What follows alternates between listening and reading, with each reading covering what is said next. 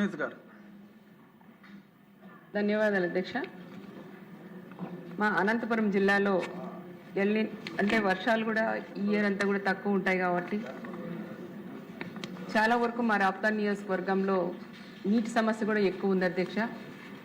కొన్ని గ్రామాల్లో 1000 అడుగులు వేస్తే కూడా నీళ్లు పడే పరిస్థితుల్లో కూడా లేవు అధ్యక్ష. అదేవిధంగా అనంతపురం రూరల్ మండలంలో చాలా పెద్ద కాలనీ, దాదాపు 70,000 ఓటర్స్ ఉండే రూరల్ మండలం. ఆ మండలంలో కూడా నీటి సమస్య కూడా ఎక్కువ ఉండి ట్యాంకర్లతో నీళ్లు తోలుతా అంటే కూడా సరిపోవట్లేదు అధ్యక్ష. అరకొర ఉన్నాయి. ఏదో విధంగా అంటే ఎక్కువ ట్యాంకర్లు పెట్టి నీళ్లు కూడా అందిస్తే బాగుంటుందనేది ఒక ఆలోచన అధ్యక్ష.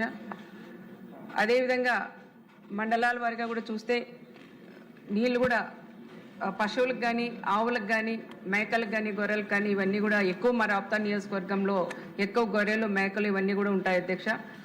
నీళ్ళు అంటే మనకు తాగడానికి ఎక్కడన్నా ఒక వాటర్ బాటిల్ తీసుకుని మనం తాగొచ్చు, కానీ పశువులు కూడా చాలా ఇబ్బంది పడే పరిస్థితులు ఏర్పడినాయి అధ్యక్ష.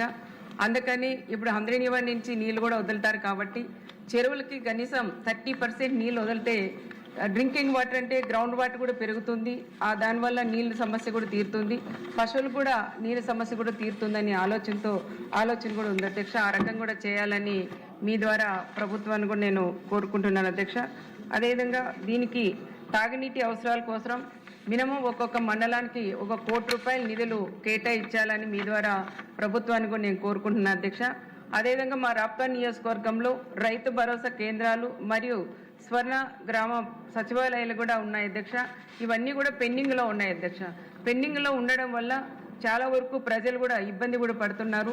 పెండింగ్లో ఉండే బిల్లింగ్స్ అన్ని కూడా పూర్తి చేయాలని మీ ద్వారా ప్రభుత్వాన్ని కూడా కోరుతున్నాను అధ్యక్ష. గోండు శంకర్ గారు. ధన్యవాదాలు అధ్యక్ష. శ్రీకాకుళం పట్టణం జిల్లా ప్రధాన కేంద్రం అధ్యక్ష. దాని గవర్నమెంట్ జనరల్ హాస్పిటల్లో జిల్లా నలుమూల నుండి కూడా అక్కడికి రోగులు వస్తారు అధ్యక్ష, పేషెంట్స్. అయితే 9 సూపర్ స్పెషాలిటీ డిపార్ట్మెంట్స్ ఉన్నాయి అధ్యక్ష. అయితే అందులో వైద్య సేవలు అందుబాటులో 9 డిపార్ట్మెంట్లు ఉన్నప్పటికి కూడా సరైన వసతులు లేవు అధ్యక్ష. ఆపరేషన్ థియేటర్లు కానీ, ఐసీయూలు మరియు ఇతర వైద్య సదుపాయాలు పూర్తి స్థాయిలో లేనందువల్ల చాలా ఇబ్బంది పడుతూ అందరూ కూడా ఆ వైద్య సదుపాయాల కోసం విశాఖపట్నం వెళ్లాల్సిన పరిస్థితి వస్తుంది అధ్యక్ష.